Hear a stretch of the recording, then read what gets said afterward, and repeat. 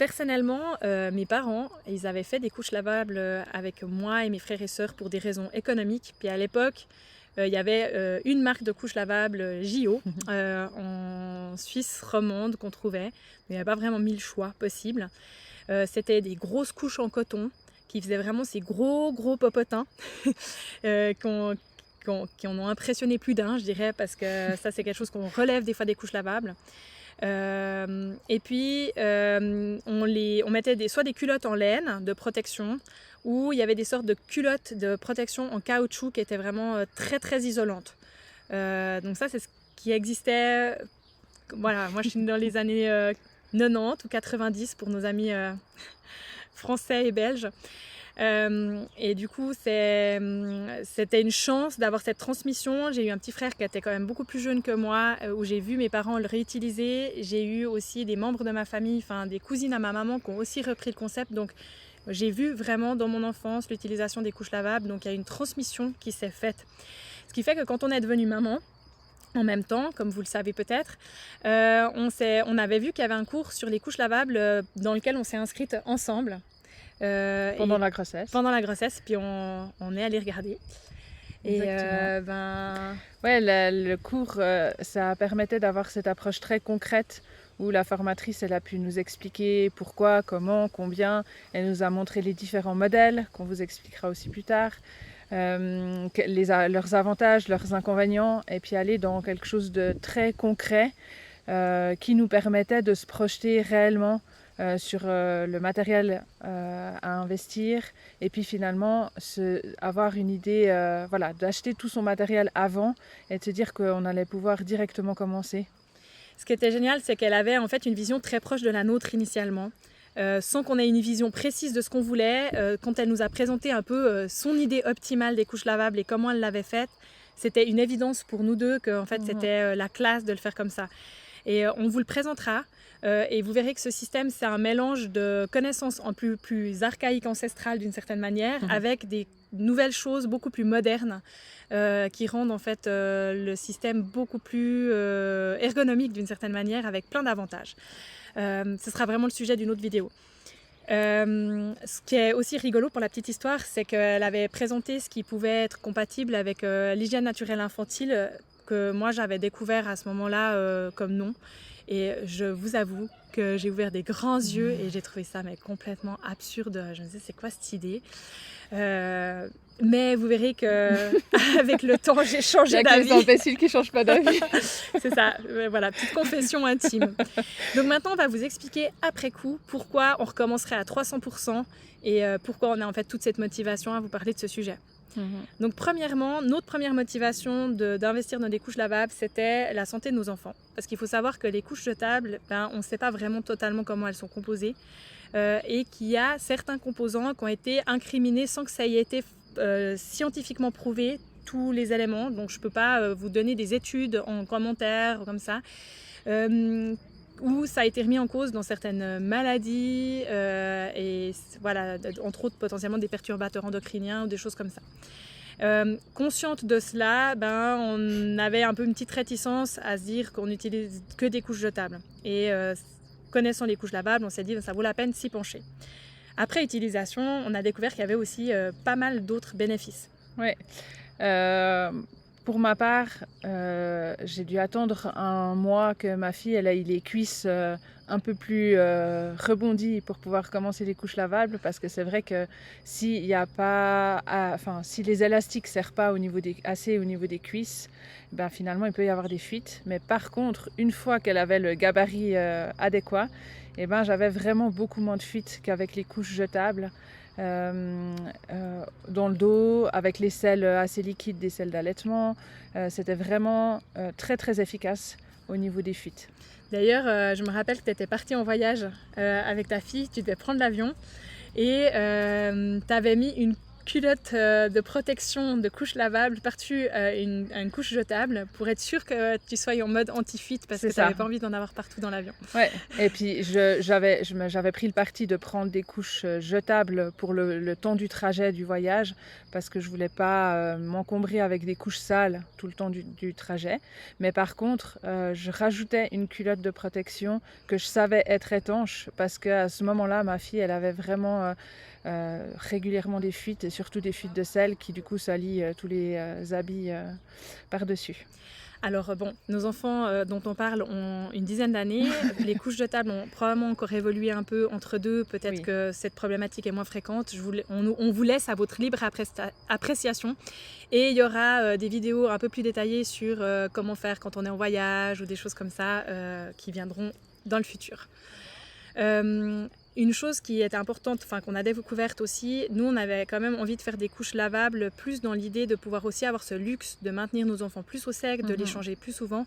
Les recommandations c'est quand même de changer des bébés au minimum 6 fois par jour. Et puis on avait vraiment ce luxe de mettre des fois moins d'absorbants pour les changer plus régulièrement. Ça on l'a fait très naturellement. Et en faisant comme ça, on avait moins d'érythèmes fessiers parce qu'ils étaient beaucoup plus souvent au sec. Ce qui était vraiment confortable, mais ce n'est pas forcément toujours le cas dans l'utilisation des couches lavables. Et ça, on en parlera aussi dans une autre vidéo, parce que l'érythème fessier peut aussi apparaître si les couches s'encrassent, entre autres, dans certaines situations. Mais pour nous, ça, c'était quand même quelque chose de vraiment très, très bénéfique qu'on a apprécié. Après, un avantage aussi qui n'est pas négligeable, c'est l'aspect économique. Parce que finalement, d'imaginer de changer son enfant justement au minimum 6 fois par jour dans les premiers mois de sa vie, et puis que finalement les couches jetables, on en utilise quand même quelques années, suivant les enfants vraiment plusieurs années, c'est un certain budget. Alors c'est du fur et à mesure, donc des fois on ne se rend pas compte de tout ce qu'on a dépensé pour ça, mais c'est vrai que pour le coup, les couches lavables, elles sont économiques parce qu'on investit une fois, donc la première fois c'est un budget certain, mais par contre on peut les utiliser pour toute la durée de l'enfant parce que les couches sont ajustables, et en plus de ça on peut les utiliser pour les autres enfants. Donc si c'est notre aîné et puis qu'on a finalement avec qui les réutiliser, c'est encore plus économique. On vous présentera dans une autre vidéo exactement le concept qu'on a utilisé et à peu près le budget que ça nous a fait, mais vous verrez que même pour un seul enfant, c'est largement rentable. Quand on parle d'économie, on peut passer à l'écologie. On vous met au défi de, pendant 1 semaine, 2 semaines ou 3 semaines ou 1 mois, si vous arrivez, garder un sac avec toutes les couches jetables que vous utilisez et puis de regarder le volume de déchets que ça fait. Je dis ça pas dans l'optique d'une culpabilisation parce que pour moi, il y a quand même une raison aussi sociétale. Toute la charge ne devrait pas être sur les épaules des parents. Mais disons que c'est aussi un constat qu'on se faisait et qu'on se disait, dans la mesure du possible, on aimerait pouvoir essayer de contribuer à une santé planétaire aussi différente. Il y a eu une époque où l'écologie était aussi remise en question au tout début des couches lavables, où on disait oui mais ça utilise presque plus d'eau le lavage des couches. En fait c'est pas vrai, c'est vraiment maintenant irréfutable que c'est vraiment un net avantage écologique d'utiliser des couches lavables. Ouais, je vous avoue que moi, il y avait une part quand même où je m'étais posé la question par rapport à cette histoire d'économie-écologie à l'époque. De nouveau, ça date d'il y a plus de 10 ans, mais dans la commune dans laquelle j'habitais, j'avais les sacs taxés et j'avais pas de poubelle gratuite pour jeter mes couches. Finalement, c'est aussi un certain budget de devoir mettre ces couches jetables dans des sacs taxés. Et puis récemment, tu m'as quand même aussi dit qu'il y avait une des mamans que tu accompagnais qui devait ramener les couches que son enfant avait utilisées à la crèche. Ou chez la maman de jour, par rapport aux frais que ça pouvait être, ce qui est plutôt favorable et qui pourrait inciter à l'utilisation de couches lavables. Et à savoir que en Suisse, en tout cas, c'est comme ça, les communes essayent de soutenir les parents, soit en donnant un certain nombre de sacs taxés pour les déchets, soit en permettant d'éliminer les couches dans un contenant séparé et puis du coup que ce soit gratuit. Mais il y a aussi des communes, plus en partie suisse alémanique, qui ont décidé de soutenir l'utilisation des couches lavables puis qui offrent en fait un bon d'achat de couches lavables aux parents.